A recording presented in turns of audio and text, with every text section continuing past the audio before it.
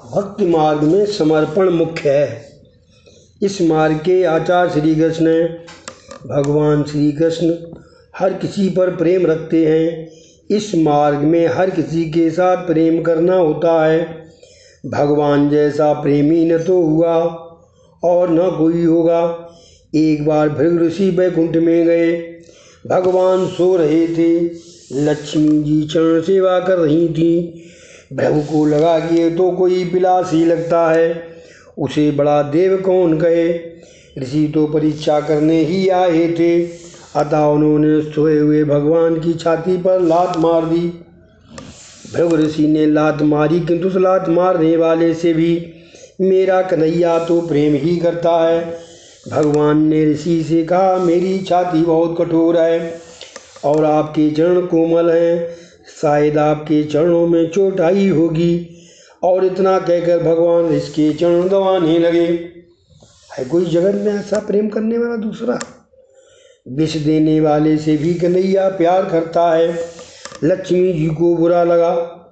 वे बोली, ऐसी भी कहीं परीक्षा हो सकती है। परीक्षा करने का ये ढंग अच्छा नहीं है। मैं ब्राह्मणों के घर नहीं जाऊंगी। लक्ष्मी ने ब्राह्मणों को त्याग दिया, इसलिए सामान्यतः ब्राह्मण गरीब रह गए हैं। ज्ञानी मानते हैं कि जब से ये शारीरिक संबंध हुआ है तब से इसी से दुख हुआ है, अतः वे शरीर से प्रेम नहीं करते। प्रेम करना ही है तो सबसे प्रेम करो। किसी से प्रेम भी नहीं करना हो तो कोई बात नहीं, किंतु अपने शरीर से तो प्रेम करो ही नहीं। एक परमात्मा से प्रेम करो, सभी से प्रेम करो अथवा सभी का त्याग करो। और यह तुम सभी का त्याग नहीं कर सकते हो तो सभी में ईश्वर भाव रखकर सभी से प्रेम करो। सभी में से ममता का त्याग करो अथवा सब कुछ ईश्वर को समर्पित करके सभी कर्म फलों का त्याग करो। सभी के प्रति ममता, मेरापन होना ही समर्पण मार्ग है। अमुक के प्रति ही ममता होना स्वार्थ मार्ग है। आज तो सभी स्वार्थ मार्गी हैं। पैसों मारो परमेश्वर ने, पत्नी मारी गुरु, और छैया छोकरा मारा, शालिग्राम पूजा कौन करूं। अर्थात पैसा मारो परमेश्वर ने, धन संपत्ति मेरा परमेश्वर है। पत्नी मारी गुरु, पत्नी मेरी गुरु है। और छैया छोकरा मारा शालिग्राम, और मेरी संतान मेरी शालिग्राम है। अब मैं पूजा कौन ही करूं। अब मैं पूजा करूंगी तो किसकी? जो संसार में से जागृत नहीं होता वह कभी कन्हैया को पा नहीं सकता। कंस काम और अभिमान है। कंस काम और अभिमान है, वही सभी को कारागृह में रखता है। जागृत कौन है? जो मन से विषय सुख का त्याग करके भगवान के नाम का जाप करे वही। जगत में कौन जागृत हुआ है? तुलसीदास जी कहते हैं, जानिए तवहीं जीव जब जागा, और जब सब विषय विलास विरागा। जब सभी में विषय विलास के प्रति वैराग्य उत्पन्न हो जाए तब मानो कि वह जीव जागा है। कपिल कहते हैं, माता जी ये मन अनादिकाल से संसार में भटकता आया है। सत्संग से मन सुधरता है। वासना का त्याग करने से मन सुधरता है। विवेक पुरुष संग अथवा आसक्ति को आत्मा का बंधन मानते हैं, किंतु संत महात्माओं के प्रति जब आसक्ति या संग हो जाए तब मोक्ष के द्वार खुल जाते हैं। अतः सत्संग करो। देवहूति ने कहा, आप सत्संग करने की आज्ञा देते हैं, किंतु मुझे तो इस संसार में कोई संत नहीं दिखाई पड़ता। कपिल भगवान ने कहा, माता तब मानो कि तुम ही पापी हो। ले, पाप होने पर तो संत का मिलन होने पर भी सद्भावना नहीं होती। संत को ढूंढने तुम कहाँ जाओगी, तुम ही संत बनोगी तो तुम्हें संत मिलेंगे। एक नाथ तुकाराम नरसिंह आदि गृहस्थाश्रमी थे, वे घर में रहकर ही संत बने थे। संतों के लक्षण जीवन में उतारोगे तो संत बन सकोगे। पुत्र माता को ज्ञान दे रहा है, जो माता 36 वर्ष का वैराग्य इसने रखा, कोई जरूरी नहीं। बिना सत्संग के सुख नहीं मिलता, स्वयं संत बने बिना सच्चा संत नहीं मिलेगा। जैसी दृष्टि वैसी ही सृष्टि। क्रोध के कारण हनुमान जी को श्वेत फूल भी लाल दिखाई देते थे। एक नाथ महाराज रामायण के सुंदर कांड की कथा कर रहे थे। इस सुंदर कांड में सभी कुछ सुंदर है।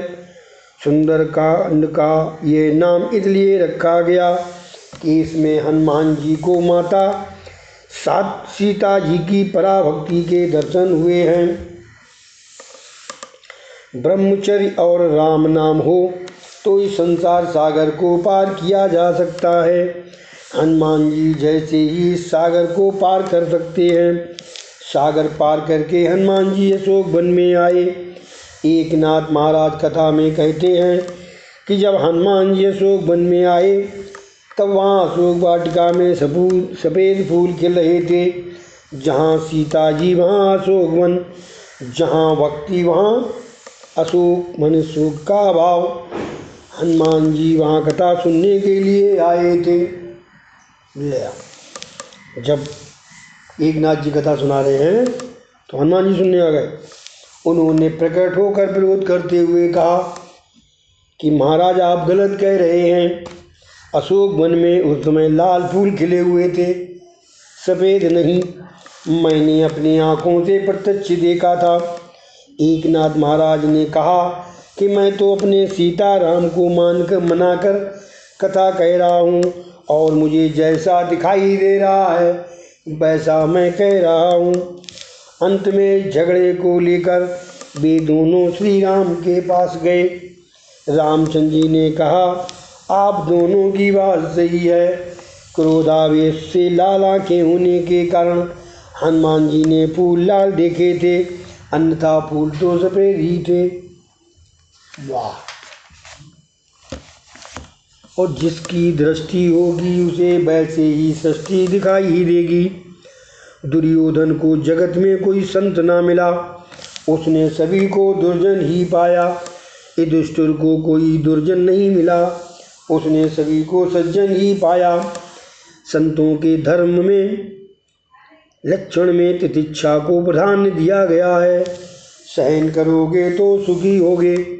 संतों का चरित्र पढ़ो। संतों को कई दुख सहने पड़े हैं, किंतु उन दुखों का संतों पर कोई असर नहीं होता। अतिशय सहन करे वही संत। एक नाथ महाराज पैठण में रहते थे। गोदावरी नदी की ओर जाने वाले मार्ग पर एक पठान रहता था। एक नाथ महाराज उसी रास्ते से स्नान करने के लिए जाते थे। वह पठान महाराज को बहुत सताता था, किंतु महाराज सभी कुछ सहते रहते थे। एक दिन उस पठान ने सोचा ये ब्राह्मण क्रोधित नहीं होता तो आज मैं उसे क्रोधित करके ही रहूँगा। महाराज स्नान करके वापस आ रहे थे तो उस पठान ने महाराज पर थूक दिया।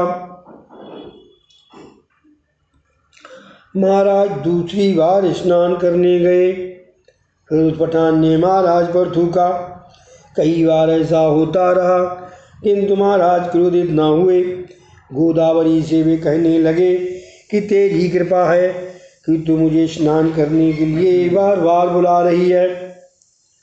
वह पठान चाहे दुर्जनता करता रहे, मैं अपनी सज्जनता नहीं छोड़ना चाहता। पठान ने 108 बार महाराज पर थूका और उतनी ही बार महाराज ने गोदावरी में स्नान किया।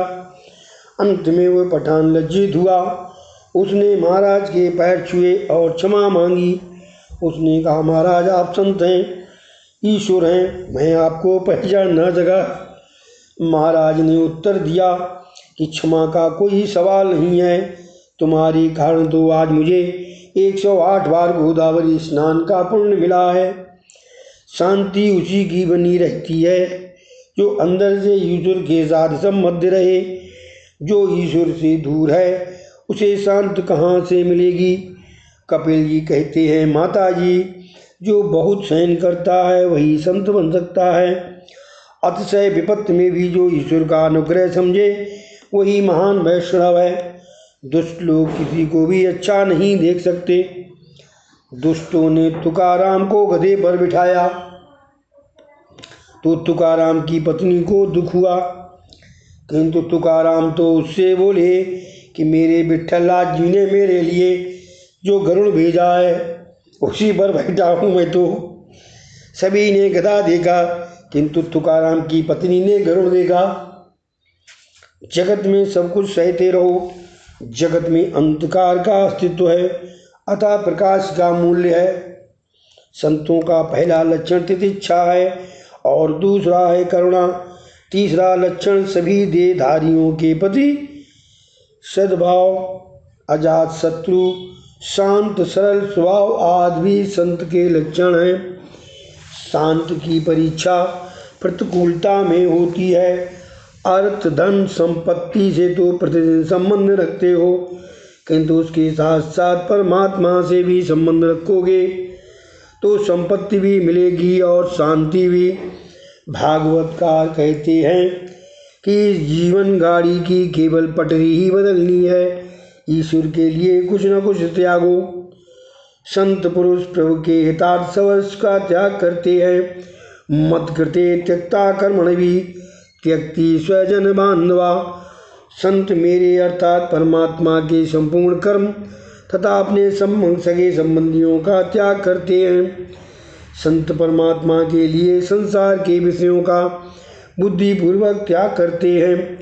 भगवान परीक्षा करके ही अपनाते हैं। भूखे मारू भूखे सुबालू, तननी पांडु छाल, पक्षी करी से न्याल।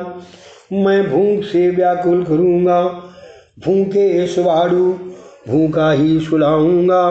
तननी पांडु छाल, तन को गला दूँगा और तब उसे माला माल करूँगा। पक्षी करी स्न्याल। भगवान ने नरसिंह मेहता की कई बार परीक्षा ली थी, पर हे भगवान, इस कलयुग में आप ऐसी परीक्षा करेंगे तो कोई भी आपकी सेवा नहीं करेगा। भगवत प्राण रहकर भगवान की कथाओं का श्रवण करें। भगवान में ही चित्त रमाता रहे तो भक्ति का विकास होता है। भगवान की कथा सुनने से श्रद्धा दृढ़ होती है। उसके बाद भगवान के लिए आसक्ति बढ़ती है।